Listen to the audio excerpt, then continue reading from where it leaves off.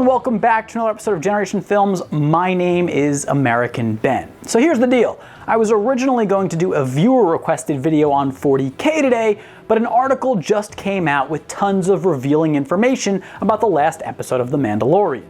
And so I have to put the 40K video on the back burner, along with a list of horrible ways that 2020 could end, and cover Mandalorian stuff instead so the Star Wars fans on this channel who want to know about this stuff won't miss out. The truth is, Baby Yoda is a Terminator sent back in time to kill the Jedi. Okay, no, just kidding. But do watch Alan's video on why Yoda's species is so rare if you haven't yet. Anyway, both Dave Filoni and Rosario Dawson, the actress who portrays Ahsoka Tano, sat down with Vanity Fair to spill a whole lot of behind-the-scenes information about The Mandalorian, including details about Ahsoka and the reason for revealing Baby Yoda's name, Grogu. Not gonna lie, with that name I now only want to eat him more. Sounds like an expensive Japanese fish. First up from the article, I thought that it was really interesting to find out that the way Rosario Dawson came to be cast as Ahsoka was via fan casting. Apparently all the way back in 2017, someone on Twitter tweeted at Dawson that she should play Ahsoka. Long story short, someone in Star Wars press saw Dawson's enthusiastic reply to the now deleted tweet and forwarded the idea to Dave Filoni. And as we know, Master Dave can make any wish come true.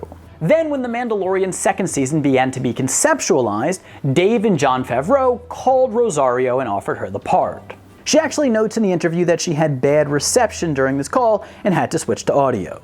Why is it that our technology always fails us at the most critical moments? Like whenever I go to check out at a store, the cash register always fails. It's like my personal curse, and I always have to calmly explain to the cashier that it's not them, it's me. Though maybe I'm just like an X-Men or something like that, you know, electronics go all haywire around me, I don't know. Anyway, Dawson also revealed that she had watched some of the Clone Wars prior to ever landing the part of Ahsoka. But of course, once she was offered the role, she went back and watched the entire series, and from the article, she really seems to know a lot about the character. She was nerding out about Star Wars and George Lucas more than some of you guys do, actually. The article had notes about the casting of other characters in Chapter 13 as well. For instance, Imperial Magistrate Morgan Elsbeth was played by Diana Lee Inosanto. Inosanto, if you don't know, is no amateur when it comes to fight scenes. She's one of the most legendary stunt performers in Hollywood, and this is why she was cast in the role. Filoni needed someone who the audience would believe could go head-to-head with a warrior as skilled as Ahsoka Tano. Then there was the casting of Michael Biehn as Elsbeth's gunslinging Lieutenant Lang. Biehn, of course, is most well known for portraying Kyle Reese in the first two Terminator films and Corporal Dwayne Hicks in Aliens, a widely beloved character by sci-fi fans. According to Filoni, Biehn's knowledge of westerns really came in handy when developing the story for the episode and choreographing its final shootout.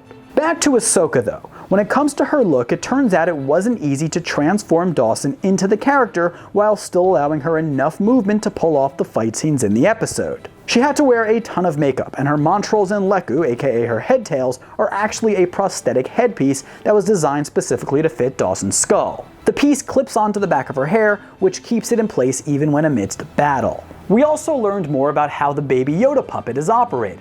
Dawson explained that she actually already knew some of the people who work with Grogu prior to joining the cast of The Mandalorian. She said that some of them actually worked with the worm guys from Men in Black 2, a movie in which she co-starred. So yes, several different people operate Grogu, with one controlling the ears, another the eyes, and then again another the arms. Dawson expressed how realistic Grogu appears even in person, stating, quote, "You're holding this adorable, unbelievably cute, tiny little creature, and it's blinking, it's looking at you, and its mouth is moving, and its ears are moving, and it's so soft. The little hairs on its head, I mean. It's unbelievable. I completely was with Werner. I understood what he was going on about," end quote. Of course, here she's referencing Werner Herzog, aka the client's rumored obsession with the adorably appetizing green gremlin. Filoni also answered some more lore-specific questions about Ahsoka Tano. For one, when asked what he wanted to reveal about the character at this point in her life, long after the Clone Wars, he revealed that he was aiming for audiences to see her now as a master, which should be implied by her independence. Filoni described Ahsoka in The Mandalorian as a knowledgeable knight and a wandering samurai character.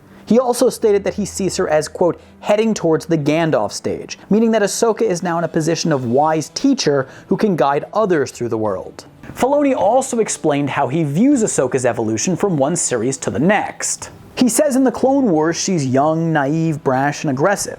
Then in Rebels she becomes more of what Filoni terms a traditional knight. He says in that series, Ahsoka is trying to figure out the whole fighting a war thing, and she's not entirely sure who she is or who she wants to be. Then in The Mandalorian, she's now quote-unquote world-weary, basically meaning she's now weathered and cynical given all the horrible things she's seen happen. What may be interesting to some of you hardcore fans out there is Filoni's explanation as to whether or not Ahsoka is still a Jedi. He basically said that her complexity in that regard is part of her appeal. He stated, quote, "They, as in the fans, all focus very hard on the line, 'I am no Jedi,' from Star Wars Rebels, but it's undeniable that she's trained by the Jedi. I think to most observers she is very Jedi to them. I would argue in some ways by being so selfless and rejecting a lot of paths that would have given her power, she's more Jedi-like than even some characters who claim to be Jedi," end quote. This is an interesting look into how Filoni views the Jedi and what it means to be a Jedi. Interestingly enough, the interviewer, Anthony Breznikan, also asked about why the episode is set on a forest world that has become a scorched wasteland, rather than use a more lush setting like Dagobah. Filoni answered that his inspiration here actually comes from his experience dealing with forest fires near his home in Northern California. He and his wife have apparently had to evacuate their home numerous times over the past few years due to the fires, and he wanted to convey the devastation that they cause for some people. He thought the setting would be quote-unquote really haunting. He added that when you first run into Ahsoka in the episode, there's actually some greenery and life around her, an aspect of gentle symbolism included in the show. As alluded to at the start of this video, Filoni also discussed the decision to reveal Baby Yoda's true name. He stated that Jon Favreau actually told him early on in Season 1 that the child's name is Grogu. The two decided that Chapter 13 would be the perfect time to finally share the name, as Ahsoka is someone who via her compassion and force abilities can connect with Grogu through memories and experiences. In a way, Grogu and I can feel each other's thoughts. Filoni added that Ahsoka has contextual reasons for being able to connect with Grogu as well. Because, quote, "if anyone would know or understand the child's history, it would be Ahsoka," end quote. What I infer this statement to mean is that Ahsoka and the child not only have both been through a lot, but it's even possible that their paths have come close to intersecting before. After all, Grogu was taken from the Jedi Temple. Filoni actually spoke about how he had to be really restrained in devising the scene in which the name is revealed. He actually had an impulse to have Ahsoka say something like, "Is that a Yoda baby?" but was able to keep her first words about the child to something more subtle. "We need to talk."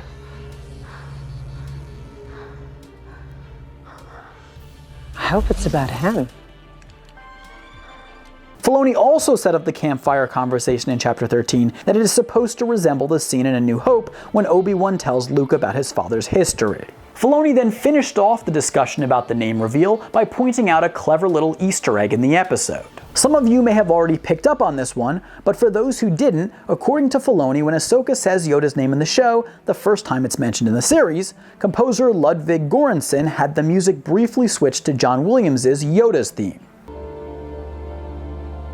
I've only known one other being like this. A wise Jedi Master named Yoda. You know Star Wars fans are gonna love that one. Anyways, that's the video. I hope you enjoyed these updates. I didn't want you to miss them. Hit the like button if you did enjoy it. Subscribe to this channel. Hit that notification bell. For now, my name is American Ben, and I'll catch you next time. Generation Films, peace.